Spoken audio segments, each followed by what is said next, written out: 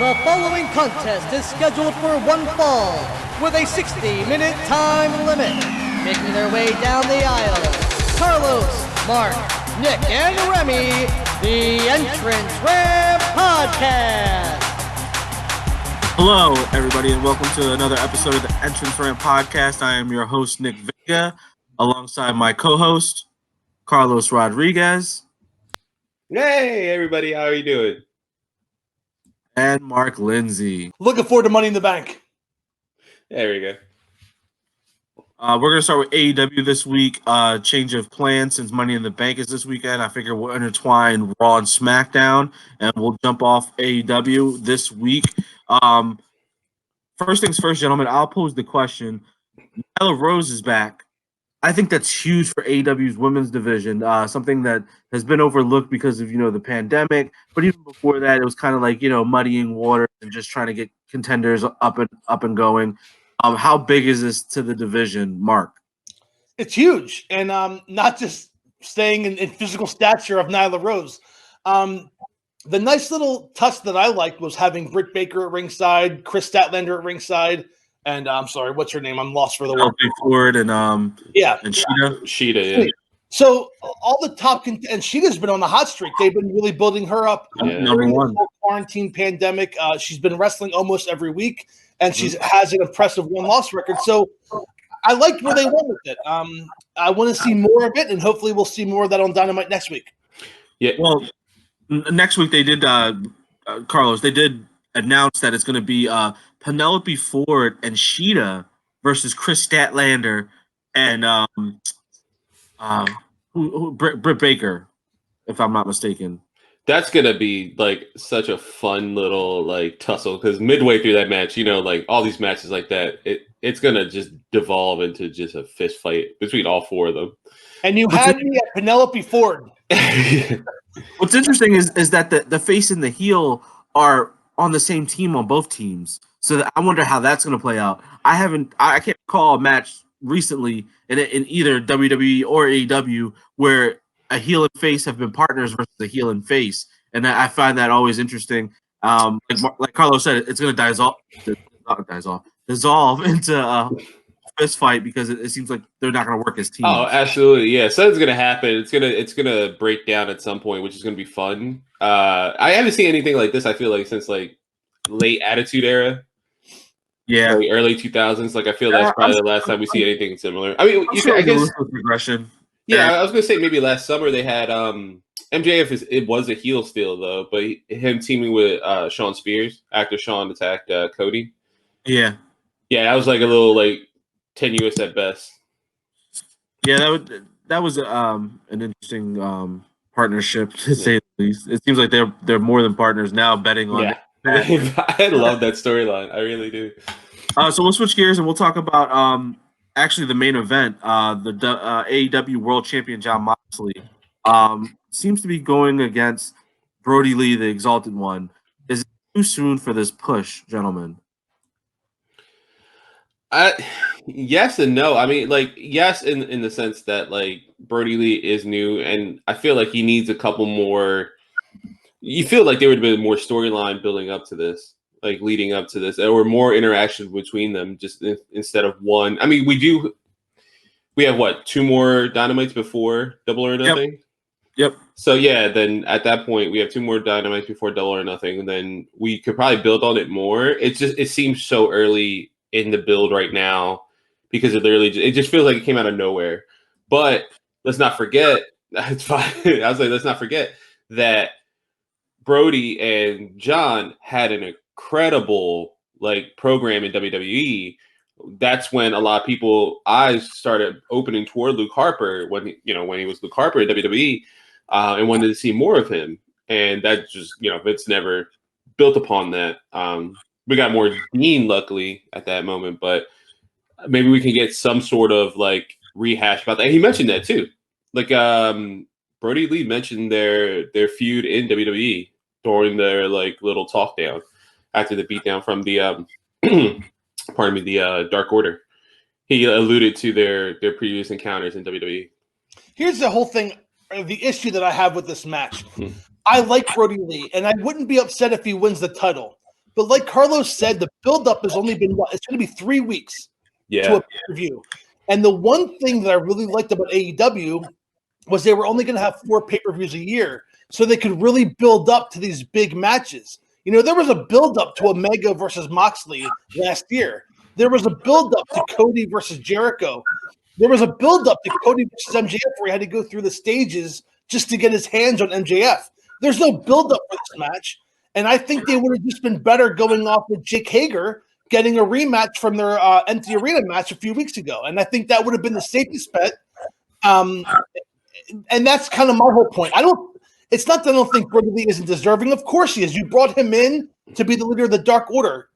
The Dark Order is a very big part of AEW Dynamite. They've been very entertaining. They've been very the vignettes have been good backstage. The dinner table, everything with Brody Lee has been money. I don't have a problem with the match. I just have a problem with the timing of the match. Definitely. It seems like it's very odd that it came out of nowhere, but their hand might have been forced. I'm not sure, but it will be interesting to see how they build it up in 3 weeks as opposed to, like Mark said, the months and months they would build up other matches. Speaking of building up matches, it seems like Lance Archer and Cody Rhodes have been building steadily towards their match at Double or Nothing. Both victorious this week in Dynamite, Cody versus Janela, and who did he face? Oh, I can't remember who Lance Archer faced off the top of my head. Oh, QT. QT Marshall. Oh, yeah, that's right, QT. I was thinking Jobber, just couldn't put 2 and 2 together. But yeah, I guess the question posed here, who has more momentum heading towards Double or Nothing? Mark. Jake the Snake Roberts. I mean, that's just – I love the match. I love the idea of the match. I had a big problem with the way that this angle went down. At the end of the night, Cody Rhodes is facing Lance Archer for the AEW or the TNT Championship. And Lance Archer should have gotten that spot with the Snake.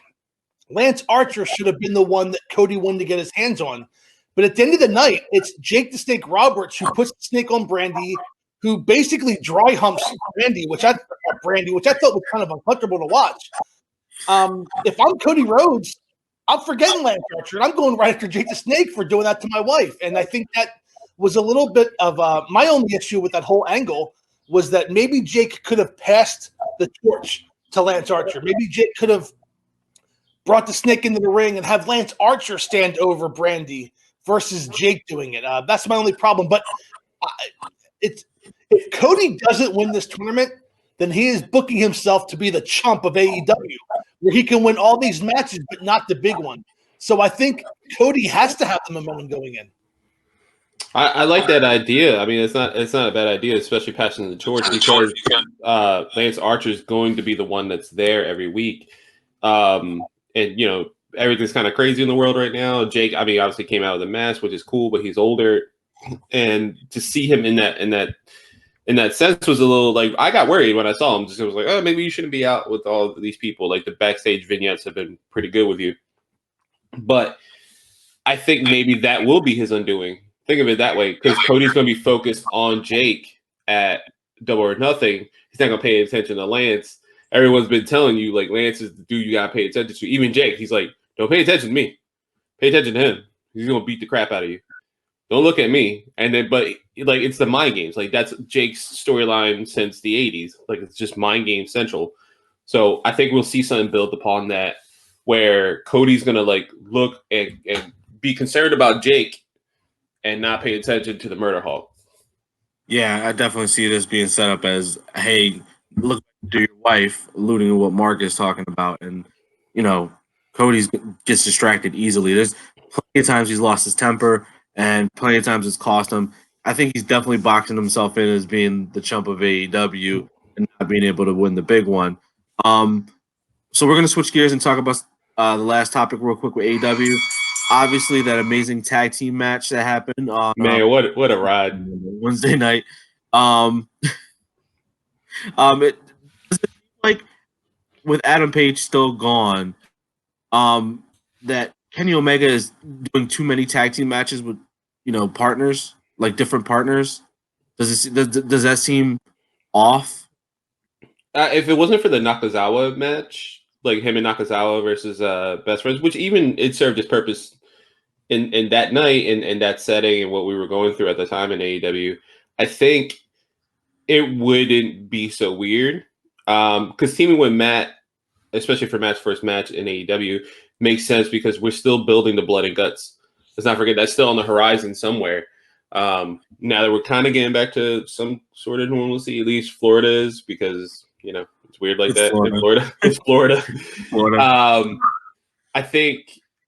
I don't think it's weird for him to team up with Matt. I think just having like the one-off with Nakazawa against the Best Friends, which was fun, super entertaining, great match. I think it was a little strange in the landscape of things because he hasn't had many singles matches. I mean, he had one with Sammy for the AAA Mega Championship. That was it. I mean, and BT, I mean, I texted you guys when I was watching it. At least we finally got to see Paige. Finally, after all this time, we got to see him just trying to make bread. And it was horrible. That was not entertaining. I'm sorry. It was weird. Yeah, he's just like drunk at home and like a germaphobe. I was like, well, you could have done this like for weeks. Like you should have been shown on BT before. Just making bread. I had no problem with it. I thought like Carlos nailed it on the head. Matt Hardy has been brought in to take on the Inner Circle to help the Elite, and in that sense, we still didn't see the Young Bucks. I think the Young Bucks, if they were there on Wednesday, could have been put in that position, but they weren't. And again, you take apart details of AEW and what they're doing. They're putting so much attention to detail. Chris Jericho, Sammy Guevara, Les Sex Gods. I mean, it's just it's so good. I forgot that's their name. And Jericho's using his star to build up another one.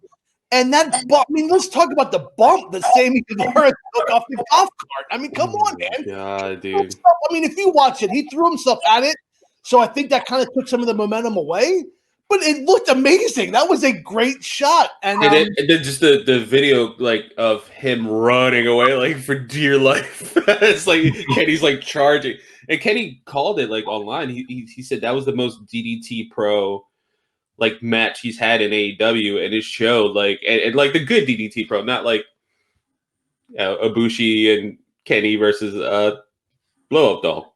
Yeah, like we're talking about good DDT Pro, where maybe Kenny Omega wrestles a 9-year-old. Yeah, but yeah, it showed. It was really entertaining. And how about that imagery at the end, man? With the Inner Circle on the field and then the background, that was like pure just genius. That was so perfect. And one more thing, I'm sorry, Nick, we're not letting you talk. One more thing, at the end of the night, Inner Circle standing tall. They're the heel group. They need to get the heat. And they all give the camera the finger. And that's stuff that you will not see on USA, on NXT, or Raw, or SmackDown. That is AEW having a little bit more freedom to do stuff like that. And that is just – this was a great week of wrestling. I can't wait to continue. But this AEW was a grand slam this past week. Absolutely, man. Definitely. So we'll switch gears and we'll switch over to NXT. Well, like I said, AEW hit a grand slam, and I tell you what, NXT hit a home run. It was a very good show this week. Wrestling was at the forefront. We're going to start with that huge main event. Velveteen Dream finally got his opportunity at Adam Cole. And Carlos, I'm going to ask you, did Adam Cole winning this match, was that the right decision? I think so, yeah. And not trying to touch on like recent rumors and suggestions with Dream. I think it might have been the right go. You mentioned last week when we were kind of predicting this match that you didn't feel Dream would go over, quote unquote, against Cole, because if you want that pop, whatever babyface wins against Cole, they deserve that big takeover pop, even just Full Sail. That just the craziness of that arena with the fans to showcase, like we as like fans of wrestling, right, won against the bad guy. So I think it was the smart move to go in the interim till we get back to a sort of normal cadence in wrestling. It was an entertaining match though, man. And of course, I mean, there were shenanigans like we predicted. Did not predict Dexter Lumis. I don't know what the heck's going on with that guy, but I will see in the upcoming thing. I'm sure he's going to actually probably turn heel again and go against Dream, and that'll be their little feud. So weirdo versus weirdo. What do you think, Nick? Did the right guy win that match? Yeah, the right guy definitely won that match. Adam Cole is going on this whole rampage about being the longest reigning NXT champion. I think the longer you keep that going on, the better. Especially like Carlos said, there's no crowd, there's no pop. If someone wins, it's a personal victory. No offense to Drew McIntyre, for example, but when he won, I'm pretty sure he felt all types of emotion, and obviously it showed on his face. But it would have been a whole different ball game if the crowd was there with him to celebrate. Absolutely, I agree. I think that Adam Cole just continuing his dominance as NXT champion was the way to go, especially in the empty arena. We had touched upon it several weeks ago. We're going to move on to the opening match of the show, which was Dominik Dijakovic taking on Johnny Gargano. I personally love this new Johnny Gargano. He's pulling it off very well. And I just love the fact that LeRae is right there with him. And they just did this full 180 heel turn so well together. Nick, is Johnny Gargano working his way up to North? I mean, is he going to be North American champion again? I mean, you have the top heel in Gargano. He needs somewhere to go. Where do you think this is all going to end up? You could put him against Keith Lee. That right there is, I'm interested. But I was thinking more so he would be probably waiting in the wings and building up wins up until Adam Cole loses the world title and then moves on to Raw or SmackDown. I think Gargano's a lifer. I don't think Gargano is ever leaving NXT ever. So I could see him being the big bad guy for NXT after Adam Cole. That'd be cool. And I love, like, as you were mentioning, Mark, that LeRae came out with him. I also love that vice versa, you have Gargano coming out with her, because you don't really see, like, NXT's playing a lot with like male valets or male managers coming out to with female talent. I mean, we have Robert Stone with Chelsea Green, and it looks like he's building like a female stable of heels. But that's such a great idea to show like Gargano, like they're husband and wife. So why wouldn't you come out, right? Like if Brandy had a match, why wouldn't Cody come out in AEW and be like, "Hey, I got your back" and stuff like that? But it's so cool. Belair, she's coming out with Montez Ford a lot. Yeah. And it'd be cool if on the main roster that you would have, or pardon me, Raw, just have Montez come out with her like that for her matches. Right. Wouldn't that be cool? And I don't think anyone's ever thought of it. I'm sure that was like some kind of pitch meeting. Maybe they pitched it, and I bet you Triple H was like, "Damn, I didn't even thought about that. That's awesome." Like, no one does that. Yeah, we could be the guys who do that. It's subtle, but it's like genius booking when you see that. Well, because unfortunately, I mean, just anatomy. If a male got involved in a female match, he'd probably have a lot more effect than a female would in a male match. Not saying that a female couldn't distract a male competitor, but just like from a physical standpoint. I agree 100%. Unfortunately, if a man clocked a woman in the back of the head, that's going to be effective. Not in 2020, you're not going to see that anymore. So this isn't the Attitude Era. God, yeah. No, but we're not going to see Mae Young go through a table because of Bubba Ray Dudley. Yeah, right. You're through. You're going to see a 70-year-old woman just get destroyed by a 30-year-old man. Right. Or Stacy Keibler getting RKO'd. Man, she took them bumps, man. Yes, she did. She did. She got a lot of heat. Keibler was flat as a board. She said, yeah. One of his best RKOs. It was. She sold it huge too. Maybe because she took it. Moving on. Charlotte defended the NXT Women's Championship against Io Shirai. Io Shirai, her build to this match was great to watch. She lost the match by disqualification with a returning Rhea Ripley. I had discussed off air that I didn't mind Rhea Ripley coming back, but I don't like that she's being interjected into a feud with Io Shirai.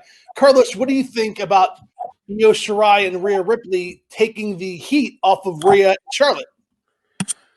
Well, I think it's interesting right there. But I think if I'm right, didn't Charlotte actually like Io won, but it's because Charlotte hit her with a kendo stick, right? Or was it? Am I wrong? My days are mixed. I've been like working in this beautiful area. I believe she did use the weapon, and of course, Yeah. Rhea attacked Charlotte post match. I believe Gotcha. so. Yeah. So Power yeah, bomb her against the apron. yeah, and that's the thing. Yeah, we have now Rhea being reintroduced in this, but I think you're right. Taking the heat off of Io might be a bad look. I mean, Io.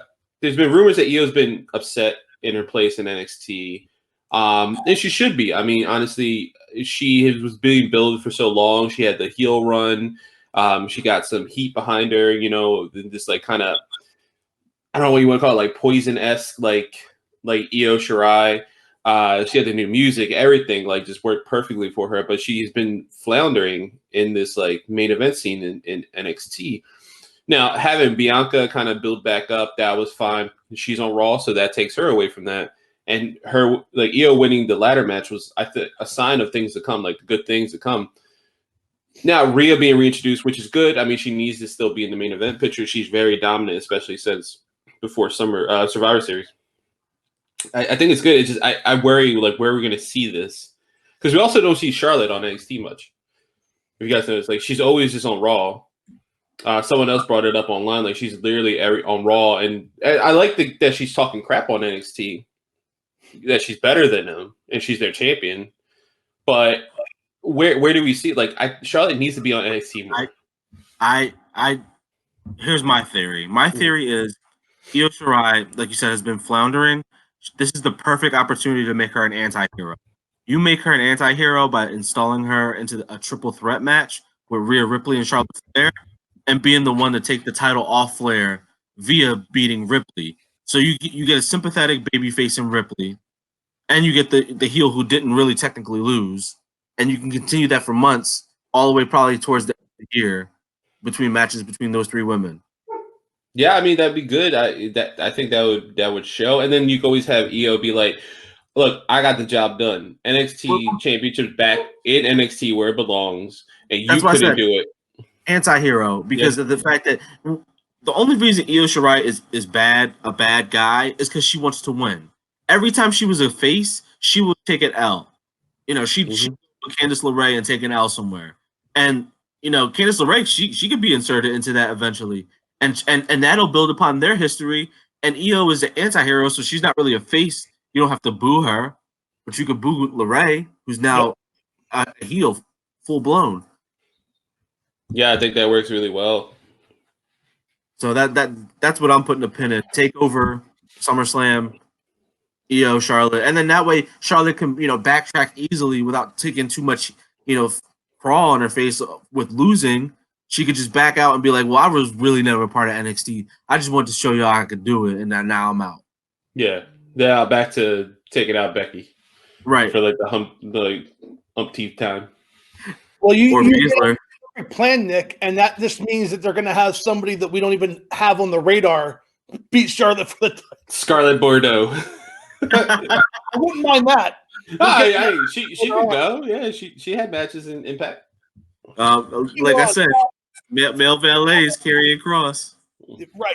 Yeah. Well. Yeah, that'd be awesome. He just takes out somebody. Oh, bam.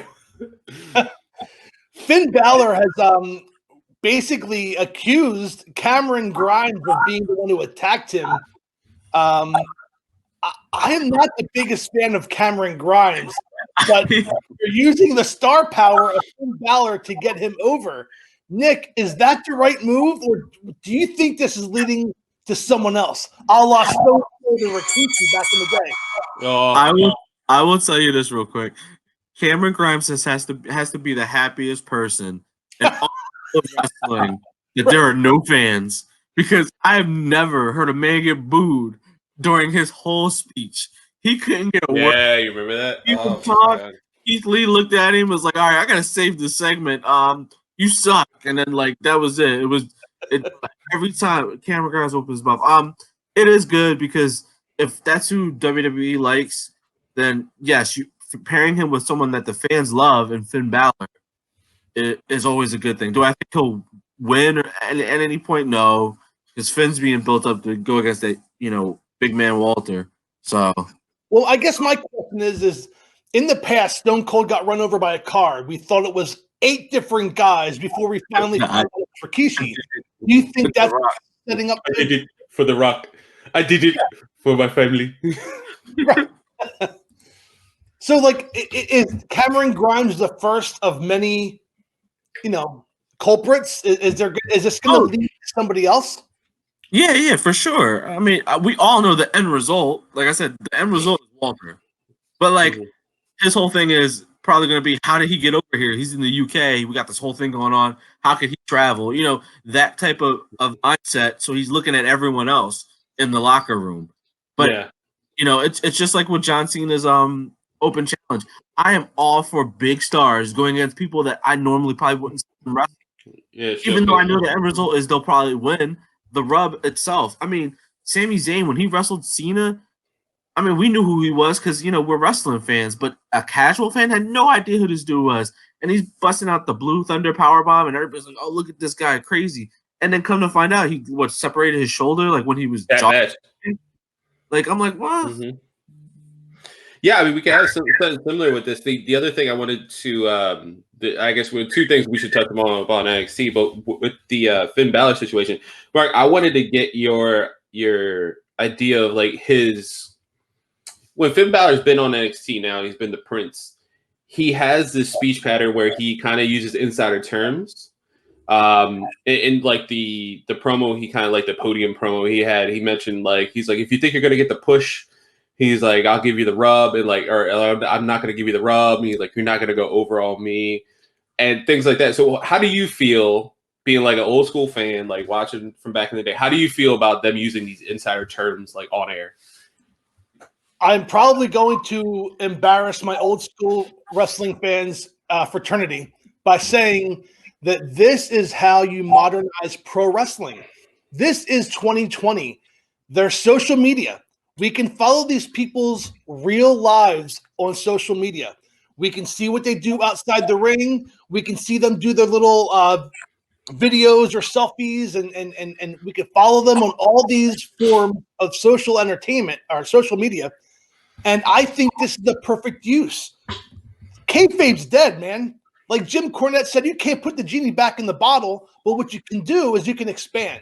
And I'm actually a fan of Finn Balor using this terminology because it's telling a story. And Finn Balor, his character was probably one of the most that was kind of derailed through this whole COVID-19 because he, if you recall, turned heel by attacking Johnny Gargano, who has now been inserted as the top heel in the company. So I really feel if this COVID-19 didn't happen, that we would have seen a much different it would have been played out much differently for both Finn Balor and Johnny Gargano. And they've kind of had to go back into the woodshed to find out what they're going to do with Finn. And this is it's brilliant TV. It's something that I've really been enjoying, the character development, because we talked about the anti-hero, but let's talk about the anti-villain. He is a guy who's not really taking cheap shots. He's not really cheating. He's just vicious. He has come out, he has said what he's going to do, and he's done it. And there's always a spot for that in wrestling. Yeah, because he's like an evolved version of his New Japan, like Bullet Club version. Like he is not necessarily cheating, but he is that vicious, like kind of rock and roller, like similar how he was in New Japan. Maybe toward the end too, like where he was like kind of being honorable, but he'd take you out. And then I guess just because I know the bell went off, I did want to. I guess we all wanted to talk about Karrion Kross's debut. That was the last topic, and I'll tell you what, I'm gonna take this over for 1 second. Yeah. I had mentioned before on the show that I did not follow Killer Kross from his previous wrestling organization. So I think I saw this through a different set of eyes than you guys did who were familiar with him. And in my mind, only reading about Killer Kross, he came across, no pun intended, as a huge star with his intro, his entrance. He had his own font, his own bottom third, if you will. He had everything, including Scarlett Bordeaux, who, again, I wasn't familiar with. I heard about, but I didn't watch. I didn't see. This was my first introduction, and they hit a home run. It had me talking the next day. I won't go as far as to say that I watched some of his matches but I was like, okay, I gotta see where this guy's been and who he's had feuds with, so I know what to expect. I tell you what, from his looks, he has the looks, he has the size, he has the speed, and he's somebody who I can see being around and a big impact player for a very long time. And this is stuff that you guys already knew. So I'm not saying, you've already known this. For somebody like me who saw this, it was a big wow moment. I was in shock because he mentioned online that like when he debuts, it's going to be unlike anything we've seen in WWE, and it really was, man. Like it was a really like the red carpet was rolled out for Cross, and it shows him and Scarlett are definitely going to be like catapulted within NXT, and I wouldn't be surprised if they ever make it to like a Raw or SmackDown. I don't think they will flounder. I mean, you're right. Both of them have the looks. Like, and what do we know about Vince? He loves big dudes. And so this big dude who is fast, can go, like, has a great moveset, and then has a mouthpiece in Scarlett. Like, I think we can have something special, man, for a lot of years to come. Yeah, definitely. They definitely hit a home run this week on NXT with the debut of Karrion Kross. I think having Scarlett Bordeaux is the X factor. Him alone is a good wrestler. He's got, like Carlos said, great moveset. Just her puts him over top because one, markability is everything. You those main rosters, it doesn't matter how good you are between the ropes. It matters how good you are outside of the ropes, because that's what gets Vince paid. So, he could easily, like, I could see him in a movie. I could see him being a bad guy in a movie, like something like, schmucky, like what was that Stone Cold movie where he was like a crook and he got stuck in an island and he had to Condemned. Yeah. That movie's awesome. Put him right in there. He could take one of those bad guy spots. I could see that. Yeah, absolutely. He fought Nathan Jones. Nathan Jones is in that movie. I was like, oh, look, they booked Nathan Jones better in this movie than he did in WWE. I think that's gonna be put on the channels. We gotta watch crappy wrestling movies with wrestlers in them, and then like critique it as it goes through. Hey man, I already have it planned out. December is rolling around soon. Santa Slay, Goldberg, one of my favorite horror movies. Yeah, that'll be our Christmas special this year. That's our Christmas special. That's what we're gonna watch. It's like everyone has to watch it. Everyone. I make my wife watch it every year. She's so upset with me every year. All right. So where are we? Is it? We're time? just gonna hop. Yeah, we're gonna hop right into Money in the Bank. We'll spread it around this week because Raw and SmackDown are intertwined with Money in the Bank. So Carlos, you have the list of matches. I'll let you go ahead and take this over. Yeah, so I'm gonna. We don't have any so far. Any kickoff matches have been announced. I'm sure they'll do it like 2 minutes before the match starts, and someone's in catering with with the tights on. Like, wait, I'm in the match. All right, let me run out because that seems WWE. Right? Get out there. Yeah, just run, go. All right, so I will start. So it seems like we're gonna have a fatal 4-way for the SmackDown Tag Team Champions. So we have the New Day versus the Miz and Morrison. And then we have the Forgotten Sons are going to be in there. I don't know which of the three we'll see. We have Steven Cutler, Jason Riker, Wesley Blake, and Lucia House Party, which it'll be Lindsay Dorado and Grand Metalik. Storyline-wise, I mean, we've been building slowly with this. Like, New Day won their championship a few weeks ago, and then the Forgotten Sons just defeated them 2 weeks ago. And last night there was like a big scrum. But also, just to touch upon this, and I'll mention it another time in one of the other matches, the Hacker has been alluding to Big E or someone from the New Day possibly like turning. He appeared again last night and kind of showed Big E in his little vignette about like the truth will be told. So we'll see. I don't know if something will happen this Sunday or if we'll build upon it in the next couple of weeks on SmackDown with the Hacker, but what do you guys think? I mean, this just seems like let's just put them all in a blender and see what happens match. It's not like this is what I predicted initially for for WrestleMania, because I was like, there's no build to any of these guys. So where do we go? And it seems like we're doing it again this month.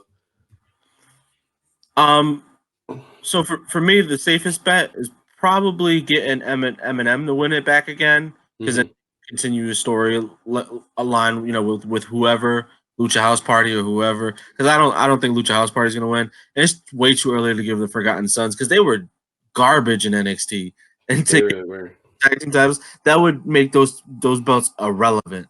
But the interesting part is what you were saying about. I'm assuming it's Ali. I'm assuming that's who that is. The hacker, yeah, just because of the light in the background, yeah. And he showed other imagery that I'll touch upon like in a little bit because it does, like it. Well, we'll talk about it in a minute, but it also showed Carmella and Dana Brooke and Sasha and Bailey. So he's alluding to Son's going to break apart with one of these three teams. Which I mean, the obvious is Carmella and Dana because Money in the Bank. They're in that. That's obvious, but if I'm Vince, pull the trigger. All three, right? All three. All three. Pull the trigger. All three. Let Big E go after a world title. Yeah, man. Big E versus Braun. I'd be happy with that. Yeah, and I would love to see Big E win. Like, I'm going to throw a wrench into that and just say that New Day retain. They can build to that eventually. I don't think they're there yet to reveal who this hacker is. No. So I say New Day retain, and you build to that. Yeah, I'm gonna pick New Day, and I think we alluded to this. I think we're gonna throw this to Mark. I don't think we talked about this to Mark, but we're doing the league this year. I didn't forget that. Remember? I don't know if Nick remembers. I mentioned after WrestleMania that we were gonna do a league. So whoever has the top standings by. Yeah, I'm going to research then. I'm going to read the dirt sheets. Yeah, I gotta know who's going over. We'll do something like that. Where we were joking around with that, but yeah, we're gonna do like a little league. We'll have like a little $10 baseball championship for the winner with like a little kid, a little baseball bat. You're an MVP. There you go. All right, so we got 2 for New Day, 1 for Eminem because I think they're going to pull the trigger. At least that's what I would like. So I'm playing with what I would like. I don't think they'll do it with no fans. The no fans thing kills all the big turns, but you got to start doing them. You can't let the story stop. Yeah, I that's the only thing that concerns me is like they're still building this, but with no fans. But it seems at least with like Raw and SmackDown. Yeah, it's true. I mean, with Raw and SmackDown, they didn't really mind with like Drew winning. Yeah. Like Drew still won and Braun still won at WrestleMania, and there was no fans. So I don't think they're bothered by it at this point. And who knows? I mean, they could be having fans soon. If the rumors persist that they're allowed fans. All right. So next match, we have. We're gonna go with the women's SmackDown Women's Championship. I just realized there's no Raw Women's Championship match. So Becky's been off TV for a while. Yeah, that's interesting. I guess I'm sure she'll appear either at this pay-per-view or allude to it or something. But maybe they'll do some interviews. Not even on the cover. Yeah, isn't that weird? That's actually very strange for how big she's been booked for like a year plus. Right. All right. So yeah, we'll do Bayley versus Tamina. So I mean, Tamina's been. It's weird to say, man. Tamina's been on a hot streak. I mean, Bayley next. Bayley. Yeah, that's what I'm thinking too. And I think we're going to see something like a good match between her and Tamina. I think we're going to have something like I don't think it's going to be as dismissive as we think it's going to be match wise. She has been rejuvenated in terms of wrestling. Like she looks like she's more into maybe because she's not getting booed or just having 1,000 eyes stare at her and not make any sound. But yeah, I don't. It's Bayley. That's yeah. I think Bayley's still going to come out because I think we're going to still build that storyline to her and Sasha, eventually with that. But yeah, I don't think Tamina loses anything bad. I think she's been booked really well, and I think that's actually the crux of this storyline is that she's been actually pushed correctly for once and actually being used. I don't mind her staying around. She doesn't feel like an afterthought too much. All right, so now we're going to go into the Universal Championship match, which we got Braun Strowman, who's the champion, versus Bray Wyatt. Yeah, you're going to get these hands, right? So, yeah, I mean, every week we kind of been they've been putting some time toward building Braun and Bray up, which I actually do appreciate. Last night we had a face-to-face encounter between Bray and Braun, and Bray was pleading with Braun to come back. But he said the only thing standing in their way was that championship, and that Bray could release the burden of the championship from him. So there have been some really interesting storylines and some real good build-up for this. I think Braun's going to win in this match because he's wrestling Bray Wyatt. The only thing that worries me is at the end of last night's promo was when Braun was like, I'm not going to have my little catchphrase against you. Like, you know who I am. You don't know who I really am. You never cared before about it. So all I'm going to say is, like, he said the bye-bye thing and leaving the ring, and Bray was like, I tried to warn you.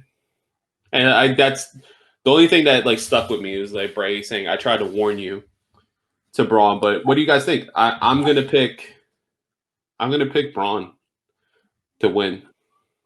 If it's Bray Wyatt, then I pick Braun. If it's Bray Wyatt that turns into the Fiend, I pick the Fiend. I'm kind of with Nick. I think you need to have Braun win this match just because of the whole, it was supposed to be Goldberg versus Roman. It turned into Braun versus Goldberg. Braun still won. You pulled the trigger. You gave this guy a WrestleMania moment. You can't chop his legs from under him right now. And they have the in, or they have the out, I guess you should say, of having it be Bray Wyatt and not the Fiend. So you need to have Braun win this match to set up a match with the Fiend, and then you can pull the trigger for getting the Fiend the title back. Yeah, and I think that's fine. I think if you keep building him, and I think this is the good thing about having no fans is Braun doesn't feel compelled to like play to that crowd, right? He doesn't have to be the screaming Braun. He could just be normal talking Braun. That's what we had when everything started. We had those awesome like interviews with Roman leading up to what didn't never happen at WrestleMania, but it wasn't even Roman being Roman where he's like, I'm the big dog, all this stuff. He's like, nah, man, listen, that dude's a part-timer. I'm here all the time. I'm gonna kick his ass. He's old. I'm young. Like, just normal, just brass tacks, like Joe. He was a Joe. He wasn't Roman. And those promos leading up to that non-match that we had were, I think, really interesting. I think everyone's kind of benefiting from the no fans, especially people that you wouldn't think would. I think we had Braun appealing to like Bray kind of talking sort of normal. I think if there was fans, I think they would eat him alive. No offense to Braun. I think they would just eat him alive because he's not really a talker. He kind of does need a mouthpiece. But I agree with you guys. I think if we're going to get Braun, unless there's some kind of swerve where the Fiend comes out, because there's no fans, you could pre-tape this one too. You could pre-tape this match and just have. That was my question to you guys. Is this /B, is it going to be cinematic or is it going to be a match? I can see it being a match that turns cinematic. Like now that I wasn't even thinking about it being live or taped, but it being taped, you can easily pull the trigger where, like I said, it comes out as Bray Wyatt and he does something like he tries to give him the sheep's mask one more time and Braun snaps it in 3 or whatever. Yeah. And the lights go out, becomes the Fiend, chokes him out, wins the belt. Like that. And like that, you can not feel like, oh, what a waste, chopping him from under for Braun Strowman because it was unexpected. How can anyone expect to have a match? Because technically he didn't cheat, he just changed. Yeah, and I'm thinking about that even in a live sense. I mean, we had, I don't know how they would WWE will pull it off because the Fiend is so intricate, like just his design from head to toe is so intricate. I don't know if they can pull what they did with Matt Hardy this week on Dynamite. You know how Matt went from like kind of like Hardy Boys Matt to Damascus. Yeah, like he switched. It was live. They did it smart. Like, oh, the camera's way over here, and he's in like this thing and like production thing, like trunk. I think you can build like that little by little, but I think cinematic wise, I think it would make sense for WWE because he is such a horror movie villain that why not just have the lights go out, change the camera angle, come back. He's the Fiend, and there's no fans, so it could be like seamless, right? It could seem like, oh wow, he's magic. He just turns and that's it. He's the Fiend, right? Not like the 5 minutes of like quiet, everyone flashing their lights to see what's going on in the ring. Are we all in the lock? So this is another lock that we're all thinking Braun's winning. or you still think Bray's going to win, Nick? Like I said, Bray Wyatt loses to Braun Strowman. The Fiend will beat Braun Strowman. Yeah. That's my prediction. That's fair. That's fair. All right, guys. So we have the Monday Night Messiah taking on Drew McIntyre for the WWE Championship. What do you guys think? Drew McIntyre. Drew, next. Yeah, Drew next. Yeah. What do you guys think of the match itself? You think we're going to get something like really good? Rollins is a great competitor. He's probably honestly one of the best of his generation all around because he's always there. The only time I ever remember not seeing Seth Rollins is when he blew his knee out. Other than that, he's always on TV. Yeah, I think we're gonna have a really good match. I think we mentioned that last week that we're gonna get something really competitive out of Drew, like the opposite of what we saw with him versus Brock. I just wanted to touch upon this. How disappointing is the no fans when it comes to Drew? He's so charismatic and so over right now that it sucks that he doesn't get to have fans to interact with. Well, that's why I wasn't happy with them rushing this match. I think this match, you would have had the dueling chance because let's not underestimate the Messiah character that Rollins is getting over here. Again, doing it with no fans, but we all know that if they were live, they would be eating that up. They would be cheering Rollins. There would be the people that would cheer him, people that would boo him. He would just be this huge character that we're not seeing that right now. We know it, but we're not seeing it. And that's why I feel that they rushed to this match. And I think you have to have Drew win. You have to have him solidify his WrestleMania moment. Yeah, I think from the jump, I've always been a fan of the Messiah gimmick. But the problem is he didn't recruit enough people. And the second AOP got hurt, per usual. Man, they're so accident. They're so injury prone.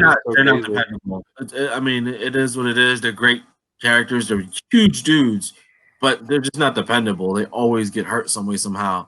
So, even if they would have, placed them, make the Viking Raiders a bad guys.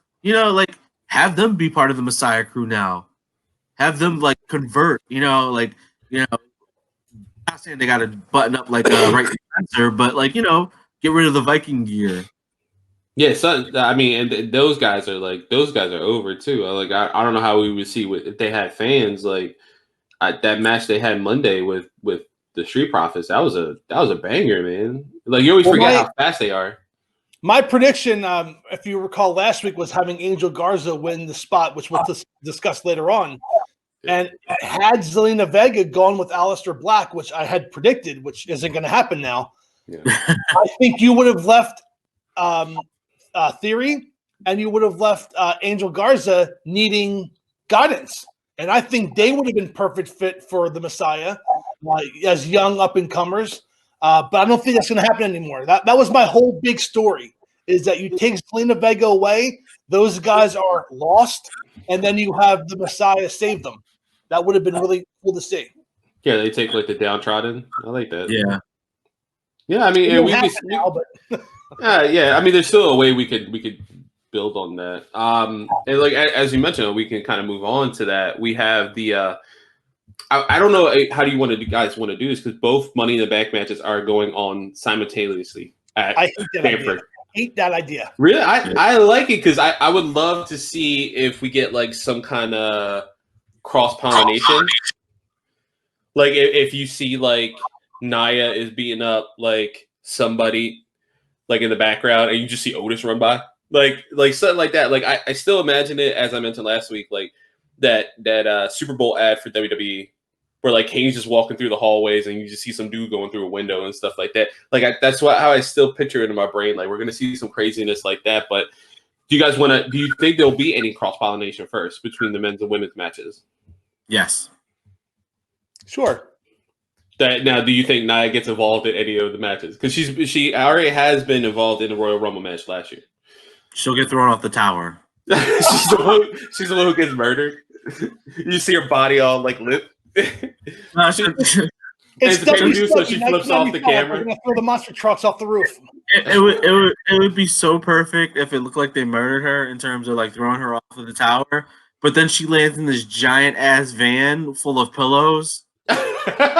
And the Dark Order takes her away? Yeah, there we go. Or she's saved by the Messiah. Yeah. But not Seth Rollins. Literally, Jesus Christ comes down. Like, I got you. No. Like, I knew it. The van. Yeah. This brings a new meaning to Jesus take the wheel. I'm gonna refrain from giving a prediction on this because I don't know how they're gonna go. Yes, it'll be fun to watch. I'll give them that. I just Money in the Bank ladder matches are one of the matches I look forward to the most. So I'm not sure how I feel. It's like the Royal Rumble, like if they made a change to the Rumble, you'd kind of be like, why? Why ruin a good thing? So yes, I'm curious to see, and I will watch the match. I'm just not. Overall, I'm not looking forward to it. Yeah, I can't picture it in my brain. Like I know it was filmed, and when we have all that, I can't in my brain like picture how this is gonna go. Like what are we gonna see? Like, and that's why I mentioned the cross pollination thing because it in your brain like it makes sense that they would somehow like bump into each other, right? Like, what if like Dan Book runs around the corner and like eats like a freaking clothesline from Otis? Like oh my god. I got it. Here's the prediction. Here's my prediction. The winner of the women's Money in the Bank ladder match is going to be Carmella. The winner of the men's Money in the Bank ladder match is going to be Nia Jax. Have her win the men's Money in the Bank match and challenge one of the dudes. I mean, I could see her going one-on-one with, any of those dudes, Drew McIntyre or Bray Wyatt, and I'd be entertained as hell. She tries to cash in on Drew. She just needs to play more. Just out of nowhere.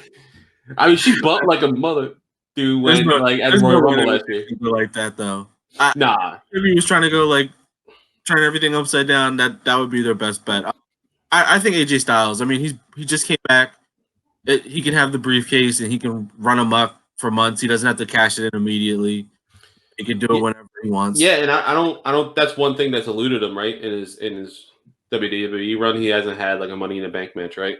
Well, that was going to be my prediction. Was AJ Styles only because let's take away from the on screen and let's go off screen. You just took away his two best friends who were under contract, by the way. Yeah. So I think you appease him by giving him something like this to kind of, as a thank you or we're sorry. Yeah, because he mentioned it on his mixer. He was like streaming a game or something after they got let go, and he said, just off color, he mentioned he felt like the older brother. He let his siblings down, and he had no bearing into like them being let go. But I think him saying that if someone from WWE hears that and honestly, he's up there with one of the greatest of all time. His name's in that contender, like that contendership for that title. Why not give him the Money in the Bank, right? That's something that's eluded him in WWE. He hasn't had that. It's just another notch on his amazing career. It doesn't necessarily need to win like against whoever in a match, but why not give it to him? That's the only thing I can think of. I wouldn't give it to Daniel Bryan. I wouldn't. He's top 5 right now, like in terms of WWE and like how they view their employees. Because think about it, he's only been with the company for about 4 years, 3 years, something like that. Mm-hmm. And he's already been the face of one of their video games. He's already, held a world championship for a whole year. Like they have faith in this guy because he can go on the mic, he can go in the ring, he never is in trouble. He's dependable. They're gonna keep him happy. That's he jobbed for freaking Undertaker. Like, not even the real Undertaker. He jobbed for Mark Calloway. Yeah, and how about that too? Though that he picked him. Like Undertaker picked AJ. Like that's another like ringing endorsement, right? From like WWE proper. Like that guy, the guy who is the Undertaker is like, I want to pick AJ. Like I want to match with AJ. Like it's just again like he keeps getting notches on his belt, and it like. I don't know how much longer he has in his career. What are we going to see? Did we lose Nick? I think it was too much. The dark, what it was? He made that Dark Order jump. They took him. Bro, we got him. We got Nick back. Yeah. We got Nick back. I know you were so upset over the direction of WWE that you just had to hop off. But Nick is back. Yeah, Nick had to scream into the void about how much he hates WWE product. All right, guys. No hate. So we can finish up real quick. So what we have now, then we have the women's. Who do you guys think would win this women's? It has to be Nia, right? It's Nia or Shayna, because that or Asuka. Because honestly, on the SmackDown side, I don't see anything really building on that end. Who's in the match on the SmackDown side? Dana, Lacey Evans, and Carmella. Yep. So I know that you mentioned earlier that you see Bailey and Sasha going at it and the conclusion of that storyline. Mm-hmm. But I still think that we're on the precipice of having Lacey Evans as champion. Yeah, I mean that's not wrong. She's been on a hot streak. She's won. It just feels like on the Raw side, like they've been building those three competitive. Like Lacey's still been in a program with Tamina and Sasha and Bailey, which kind of makes sense. I mean, if you want her to win, she can go. Like you already know, like she always has established like kind of rivalry with Bailey or Sasha. But on the Raw side, like Shayna, Nia, and Asuka have been going against each other for weeks now. So we have that sense that like they're actually have been building their matches. Like it's just weird to see Lacey and then Carmella and Dana like not really do like Carmella and Dana have done backstage segments and a couple like in the tag match. That was really it. And then I guess like the hacker alluded to like some dissension between them, but here's my prediction. Okay, so Nia Jax wins the match. Okay. Or here's my subset. If Nick's prediction was right earlier and Nia Jax wins the men's, then I see Lacey Evans winning the women's. That would be cool. That I like. If I had to pick a SmackDown person, it would be Lacey. If I had to pick a Raw person, I want it to be Shayna because I think you can build on that storyline. And like I mentioned last week, now she's more dangerous to Becky, and she could definitely take that belt off her anytime. Becky could have a crazy match against Asuka or Nia, and like she could be all out of it after the match, and then you just hear Shayna's music come in, and you know for a second, like that's it, title's over. Like you had that title for over a year. Thank you. Take some rest now. Go work on Billions. You're on that first episode of Billions. I love that. She's in a Marvel movie coming up. Go film your Marvel movie. Have fun. We'll see you in a little bit. Come back. Be dominant again. Then build another storyline. I think just that care for you to clutch, like it just breeds itself for like a Money in the Bank moment. So I'm gonna pick Shayna for the women's. We all stone cold lock for AJ on the men's side, but I'm gonna pick Shayna. Nick, what are you gonna pick? It's difficult because of the simple that usually Money in the Bank winners are either true heroes or slimy heels who don't want to get in the ring with you, and all three women on the Raw side are not slimy. They will kick the crap out of you in front of your face. Nia accidentally. That's why, like, I feel like something stupid like Carmella is gonna win. Like, just because of the fact, one, she didn't win the Money in the Bank last time. She won it. James Ellsworth, whatever his name is. He won, and she just seems like the most slime. You know, like that talking about that dissension between her, Carmella, and Dana Brooke is important because Dana Brooke could finally be trying to, achieve her dream. Because every time I see Dana Brooke, they're like, we're building her up. But then she loses, and you're like, eh. But recently, they've been letting her win. And so, like, having her, so close to winning, and then Carmella taking that from her, ultimate heel move, puts her right back in, that heel spot, which is where she needs to be. She had her fun with R-Truth dancing all over the place, but now she should go back to being a heel. And then have Corey Graves, like, being her dick the whole time.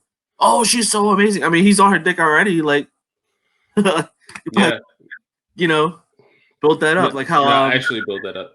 Like he was with Mandy. Britt Baker and Tony Schiavone. Oh yeah. I mean, not no more, but like how it was at the beginning. Yeah, I mean that would be interesting. So, Mark, where do you think we're gonna go? Who do you think is gonna be the definitive winner of Money in the Bank Women's? I'll say Nia. That's a safe bet. Okay. And since we're playing for money now in the league, I might. Yeah, for the 10-year-old baseball bat championship. Yeah.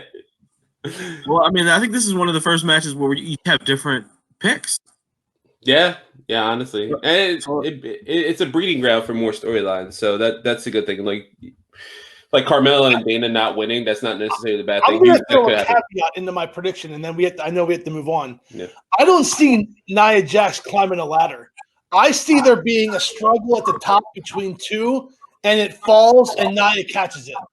That's my. Oh man, that's some heel crap right there. That would be amazing. That's some heat, man. People already don't like Nia. That would be some crazy heat. So, are there any more matches? That's it, right? That's it, man. So far, no kickoff matches have been announced. That's the interesting thing about that as well. Like, there's barely anything when it comes to. Good. I mean, these matches are going to get some time, and again, I'm interested to see the intertwining ladder matches. I'm sure that'll be like an hour. I hope that we see something different and entertaining. But they're going to get some time. It sounds like, so that's good. So, I mean, we might as well jump into our closing thoughts. Gentlemen, is there anything this week in wrestling that you guys want to talk about? Well, I'm just going to say how, again, I was so impressed with AEW. Having the wrestlers in the audience adds so much to the show. And they, again, I said it before, they hit a grand slam. I'm looking forward to more AEW. They're going to do the live 1 week, tape the next. So they're actually taking 14 days. God forbid anybody gets the COVID-19. They're going to have 14 days before they tape again. So I think that they're really they're playing by the rules. They're doing the best that they can. That's good to see.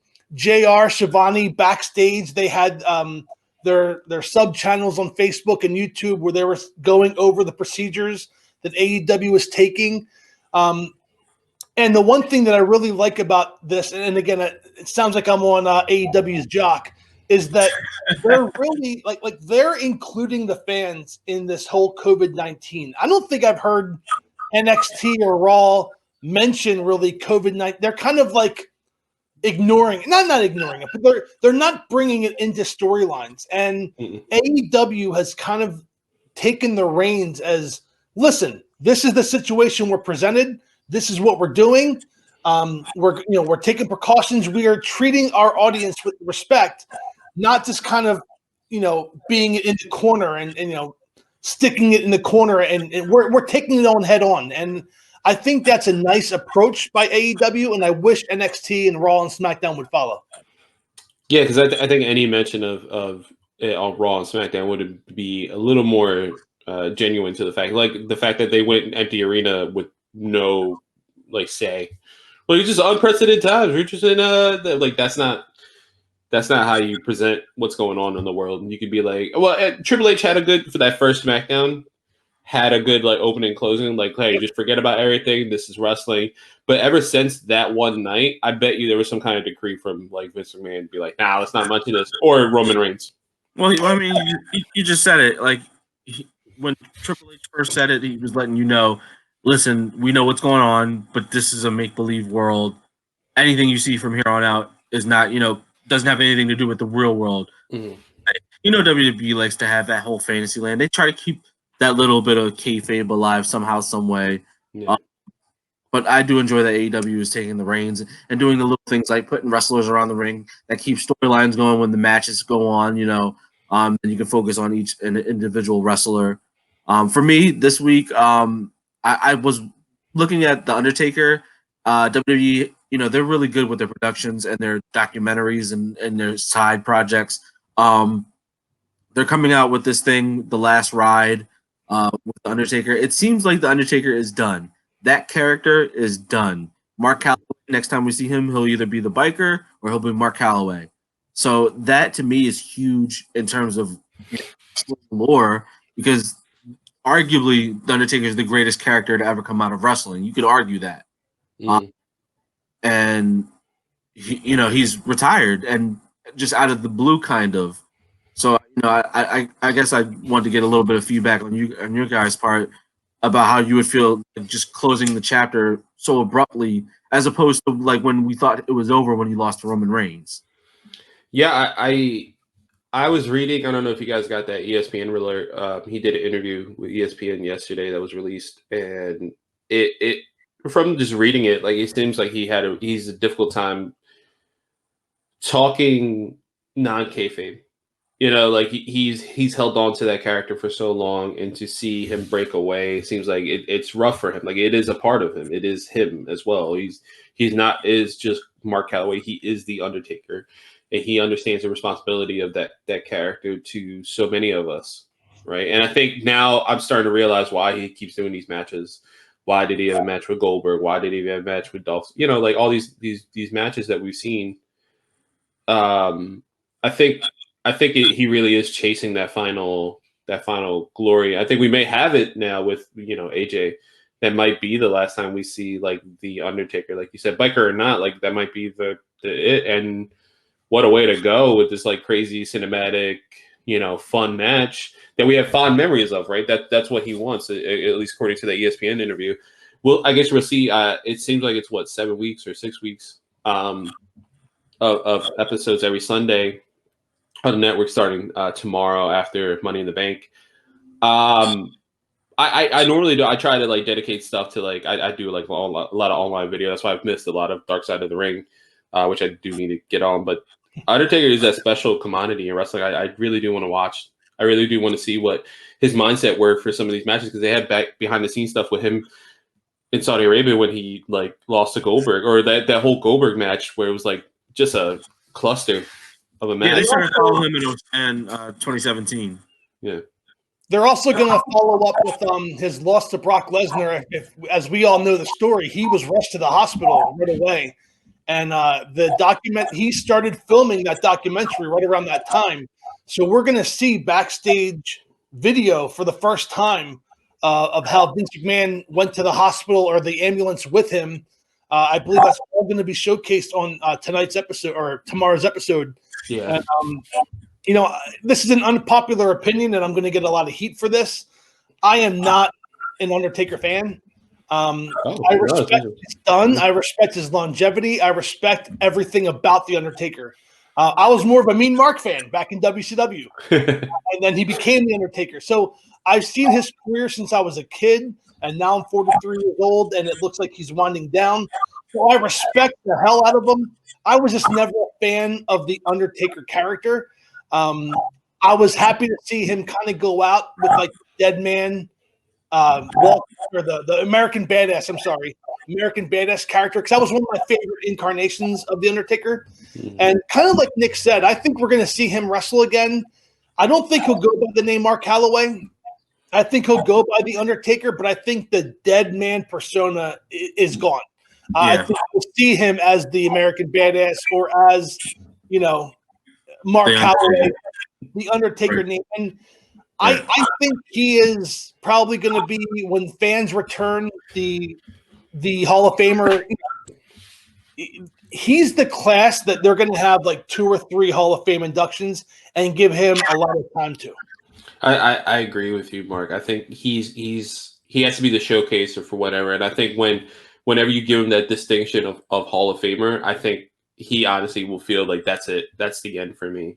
I mean, you could tell from like a lot of interviews, like they with Austin and Jericho and all these people, like, when do you stop, right? And that seems to be his problem, and it's being addressed during this production of The Last Ride. Like, when do you stop? And that's been my question. I mentioned to you guys multiple times. Like this, I'm 33. I've seen him. I can remember him as long as I can, like, remember wrestling. Remember The Undertaker. And I've seen him from the Dead Man and being that little kid who thinks, oh my God, he's really dead. Oh my God, Paul Bear's really his dad. Oh my God, Kane's really his brother. Like, really believing kayfabe and like having that. And then like slowly building up, I'm like, oh man, this guy's just awesome. And like having the 05, like that SmackDown, era Undertaker and things like that. I was like, man, this is a fun ride. But over the years, like past recent years, man, it's just slowly but surely, I'm like, he just needs to stop. He doesn't need to do it for us. Like, we're okay with letting him go, but he's not okay with letting us go. And that's the interesting thing that we get to explore with this series. So yeah, that's all I got. And anything else, guys? No, I mean, unless you guys want to talk about Battlegrounds. Nope. Yeah. UK Battlegrounds. Nope. Let's not talk about that. No. Let's talk about Mark's page. Keep going to Mark's. Go to Mark's YouTube. Yeah, go to Mark's YouTube. YouTube got Mark 76. We have a great show lined up for you this week.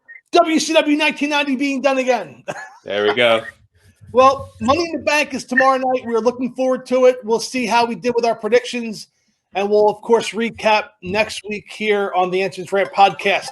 For Carlos and Nick and Remy watching at home, I'm Mark. And we'll see you next week on the Entrance Ramp. Goodbye, everybody. Bye.